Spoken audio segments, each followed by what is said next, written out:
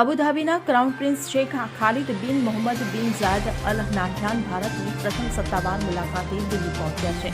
તેઓ ભારતની 3 દિવસની મુલાકાતે છે।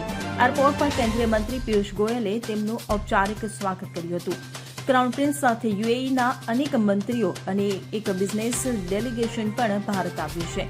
તેઓ આજે વડાપ્રધાન નરેન્દ્ર મોદીને મળશે અને દ્વિપક્ષીય સહયોગના વિવિધ ક્ષેત્રો પર ચર્ચા કરશે। આ સાથે ક્રાઉન પ્રિન્સ રાષ્ટ્રપતિ દ્રૌપદી મુર્મુને પણ મળવાના છે અને મહાત્મા ગાંધીને શ્રદ્ધાંજલિ આપવા રાજઘાટની મુલાકાત લેવાના છે।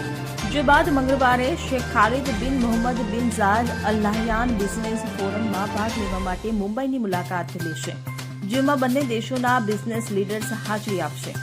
મહત્વનું છે કે અબુધાબીના ક્રાઉન પ્રિન્સ તરીકે આ તેમની પ્રથમ ભારત મુલાકાત છે।